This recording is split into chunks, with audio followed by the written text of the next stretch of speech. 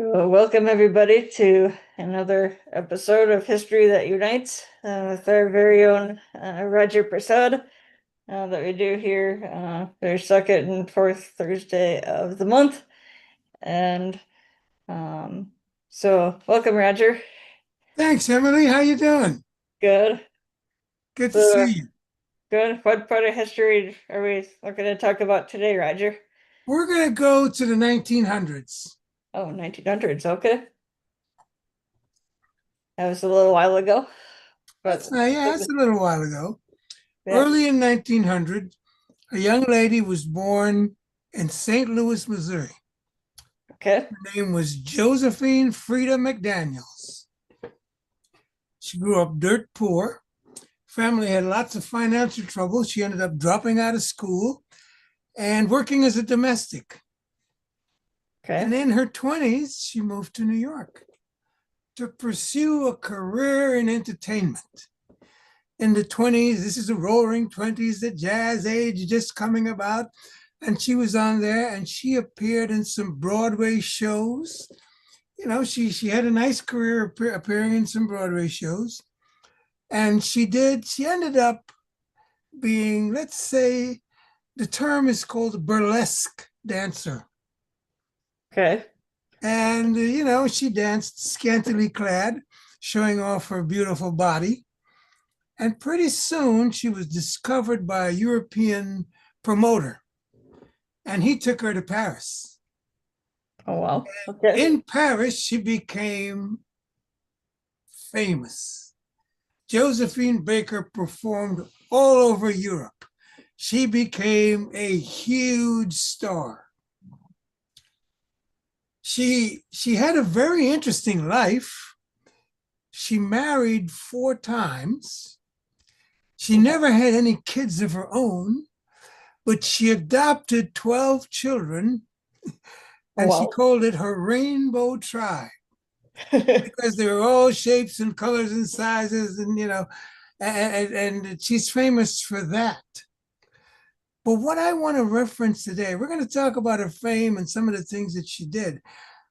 Josephine Baker she dated all the dukes and earls and royalty in Europe because she became a big star in Europe and traveled through Europe as a star.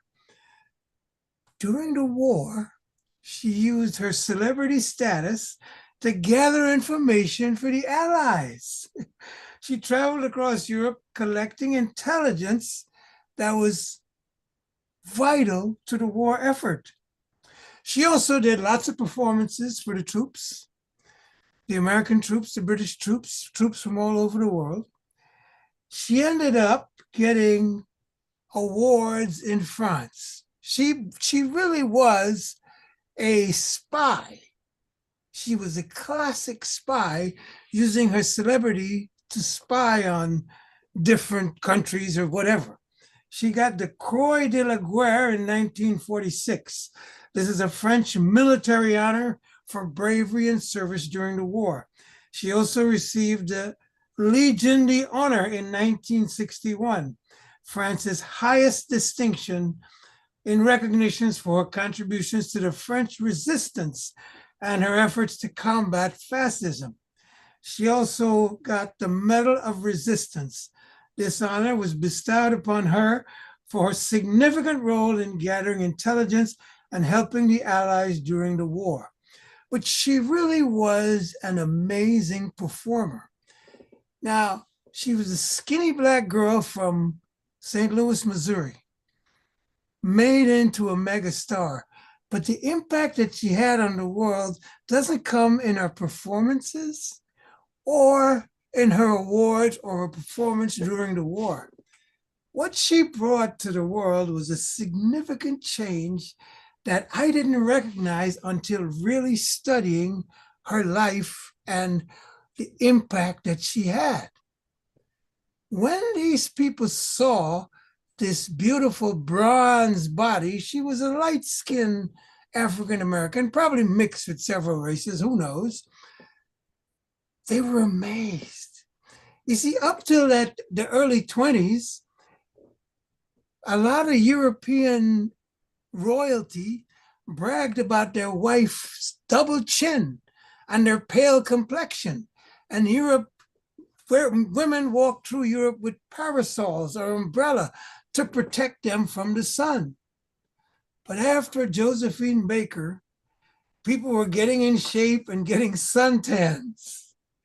She Well, created a whole movement of people using suntan lotion, using the sun to darken their skin and get in shape and show an athletic looking body.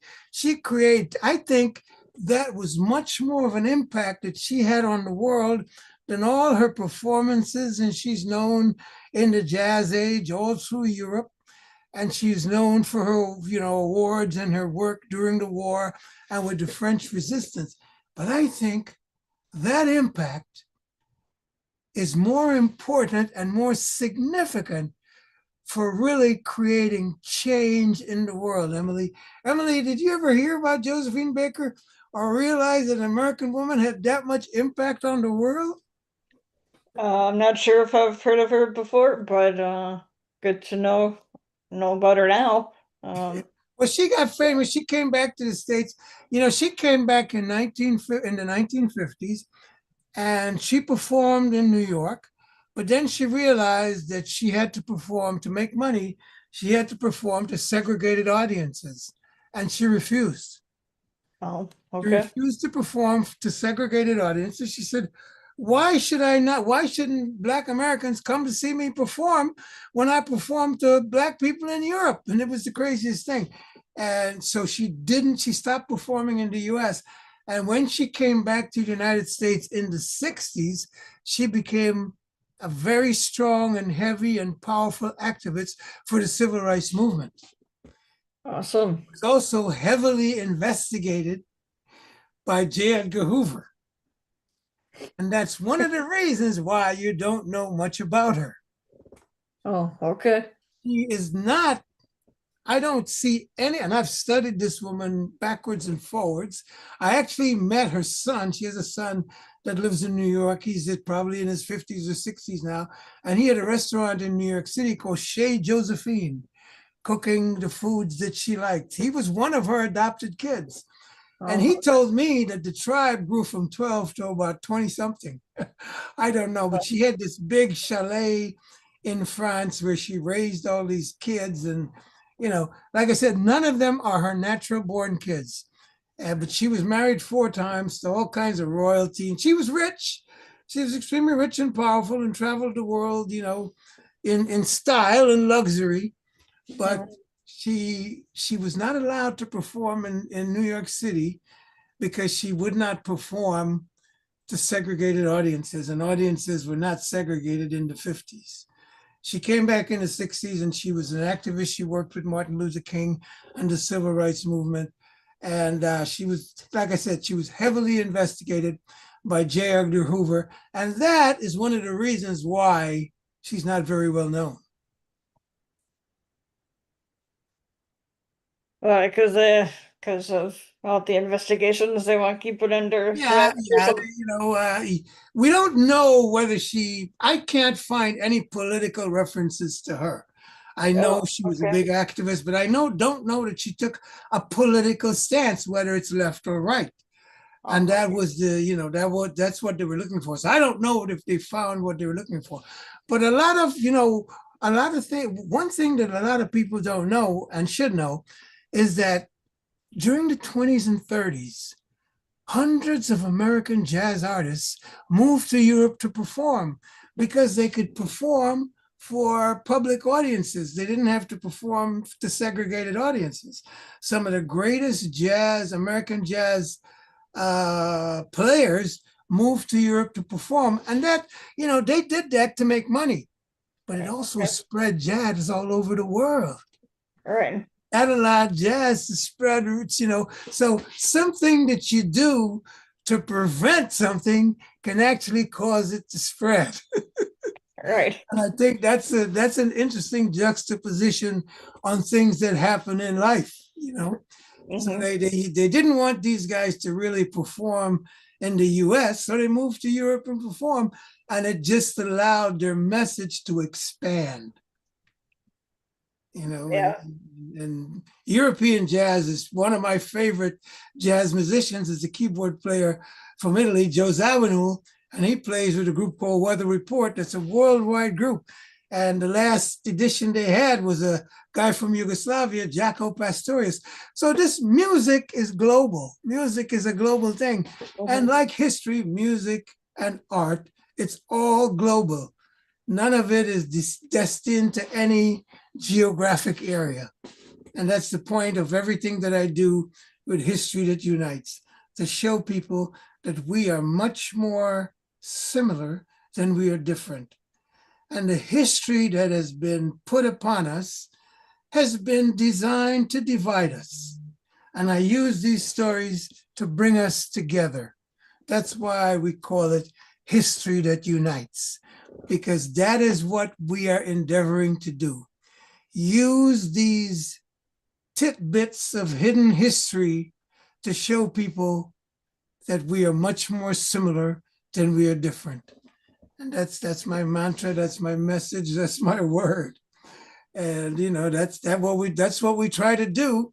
And I shouldn't say that's what we try to do, that's what we're doing with this podcast. Right. Exactly what we're doing. And it's working. It's amazing. It's getting through. And I thank you and Kurt for this space to come here and do this and spread this message to the world, because people should hear about people like Josephine Baker, because she had tremendous impact and she should not be a secret. A person that powerful with that much impact should not be a secret at all. No. Yeah, where there's a will, there's a way. That's right.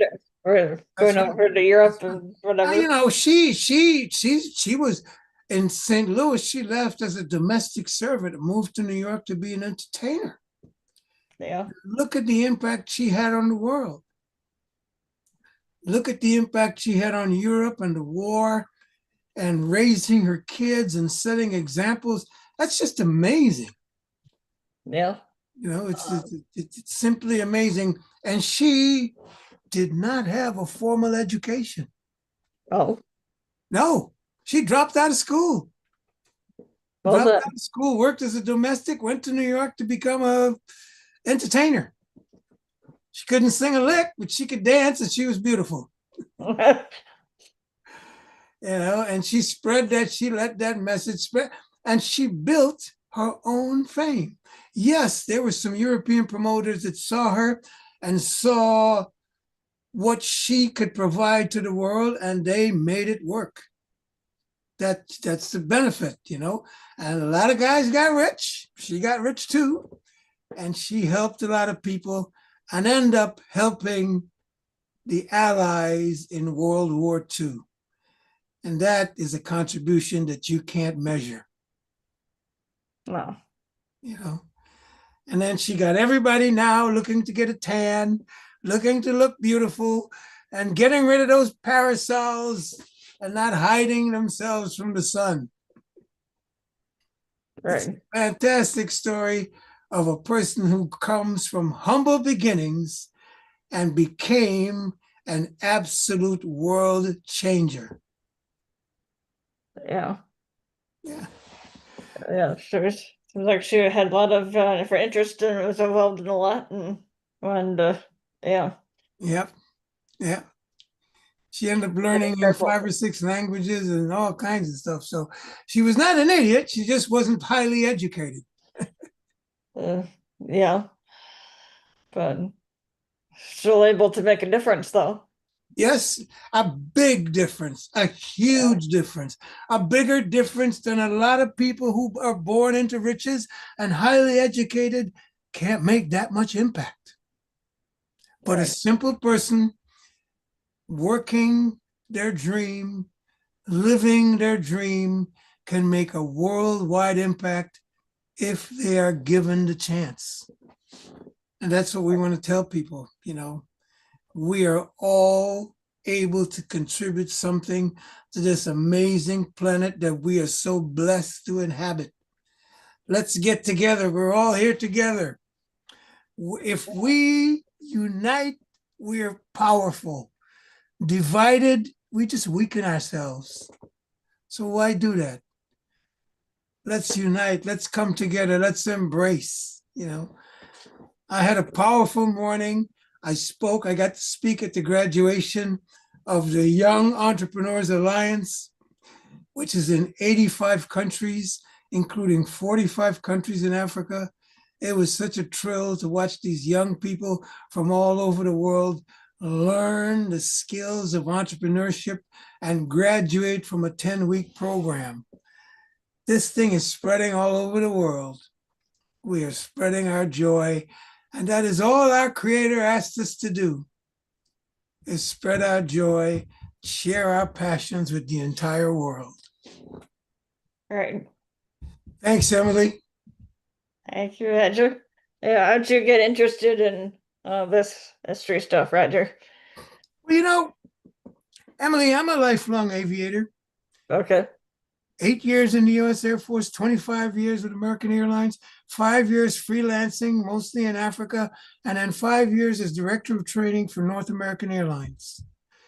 And I played a couple of sports, so I got to connect when I traveled for work and meet people. I connected with people on all 7 continents, and I have great relationships with people.